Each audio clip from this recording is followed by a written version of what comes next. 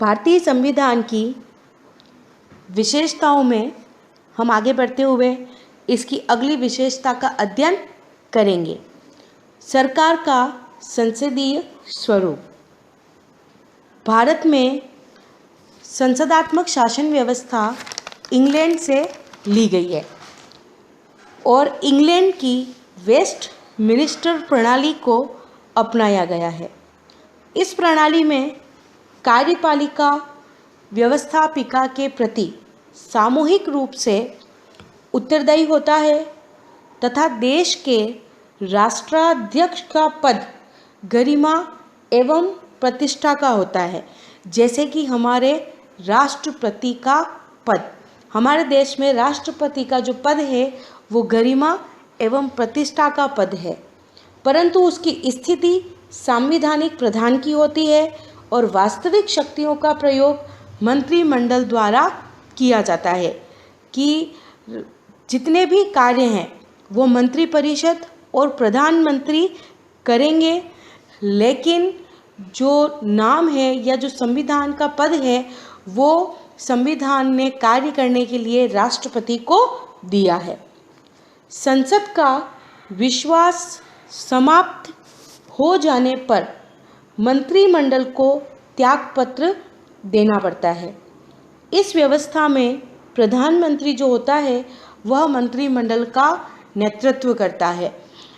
जितने भी यूँ कह सकते हैं कि मंत्रिपरिषद के जो मंत्री हैं वो एक साथ तैरते हैं और एक साथ डूबते हैं।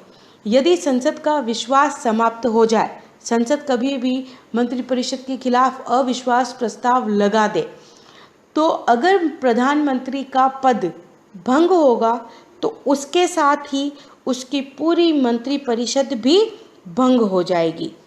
भारत में संसदीय व्यवस्था को केंद्र के साथ साथ राज्यों में भी अपनाया गया है, जहां राज्यपाल राज्य का संवैधानिक प्रमुख होता है। जैसे केंद्र सरकार के 3 अंग होते हैं, वैसी ही व्यवस्था हमारे राज्य के शासन तंत्र में भी अपनाई गई है। जैसे केंद्र में संवैधानिक प्रधान राष्ट्रपति को अपनाया हुआ है, वैसे ही राज्य में राज्यपाल को ये पद दिया गया है और केंद्र में प्रधानमंत्री, वैसे ही राज्य में मुख्यमंत्री की स्थिति होती है। अगला हमारी विशेषता है वो है मौलिक अधिकार। मानवोचित जीवन तथा व्यक्ति के व्यक्तित्व के विकास के लिए भारत के संविधान निर्माताओं ने देश के नागरिकों को 7 मौलिक अधिकार प्रदान किए गए थे, किंतु 44वें संविधान संशोधन के पश्चात अब इनकी संख्या 6 रह गई है।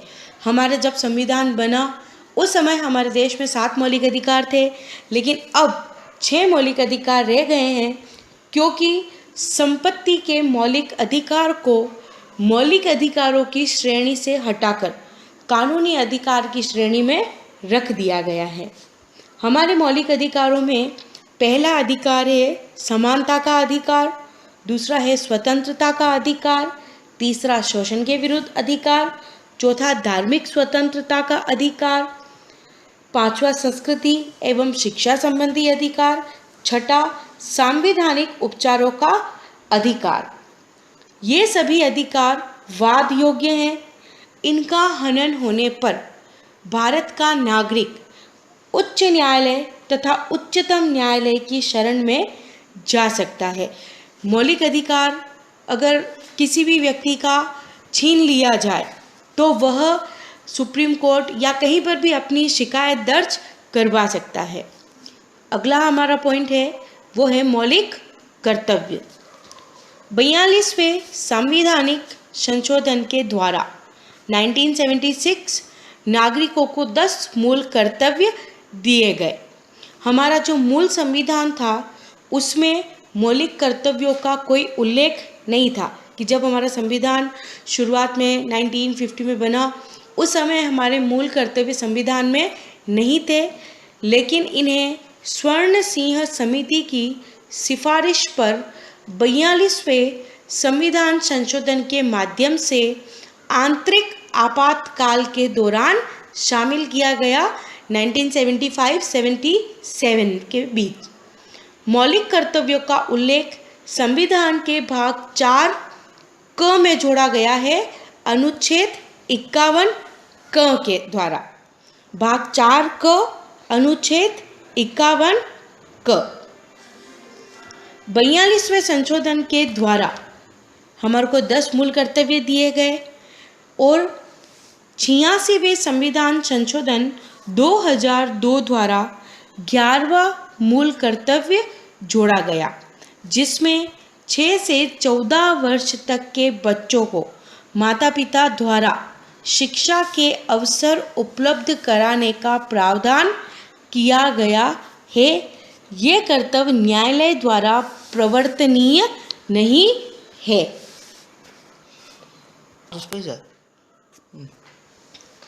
राज्य के नीति निर्देशक सिद्धांत आयरलैंड के संविधान से प्रेरित होकर लिए गए हैं।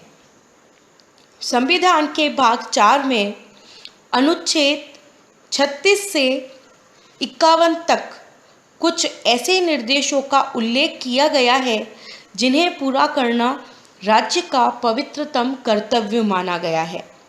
मौलिक अधिकार और नीति निर्देशक तत्व में सबसे बड़ा अंतर यही है कि मौलिक अधिकारों का हनन होने पर कोई भी व्यक्ति न्यायालय की शरण ले सकता है, लेकिन अगर किसी के नीति निर्देशक तत्वों का हनन हो या कोई नीति निर्देशक तत्वों का पालन नहीं करे तो कोई व्यक्ति न्यायालय की शरण नहीं ले सकता, अर्थात ये वाद योग्य नहीं है।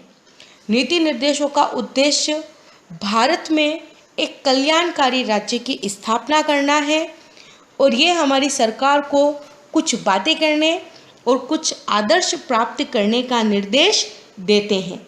नीति निर्देशक तत्वों के द्वारा सामाजिक, आर्थिक विकास, न्याय, समानता के उद्देश्यों को सामने रखते हुए सरकार के लिए ये प्रेरणा का कार्य करते हैं। ये सरकार के लिए सकारात्मक निर्देश है और जिनकी उपेक्षा किसी भी सरकार के लिए संभव नहीं है कि नीति निर्देशक तत्व मानना बाध्यता नहीं है, लेकिन इनकी उपेक्षा भी नहीं की जा सकती। ये लोक कल्याणकारी राज्य के लिए आवश्यक तत्व है। अगला हमारा जो विशेषता का बिंदु है वो है एक हरी नागरिकता। एक हरी नागरिकता का मतलब है कि भारतीय संविधान या हमारे भारत में प्रत्येक नागरिक केवल भारत का नागरिक है, न कि किसी प्रांत का जिसमें वो रहता है। जैसे कि हम राजस्थान के निवासी हैं, लेकिन चाहे कोई व्यक्ति राजस्थान, गुजरात, महाराष्ट्र किसी भी राज्य का निवासी हो, लेकिन वह अपने आप को भारत का नागरिक ही कहेगा। हमारे देश में अमेरिका जैसी व्यवस्था को नहीं अपनाया है। अमेरिका में वहाँ के नागरिकों को राज्य और देश की अलग अलग नागरिकता मिलती है, लेकिन हमारे भारत में एक हरी नागरिकता की व्यवस्था को अपनाया है।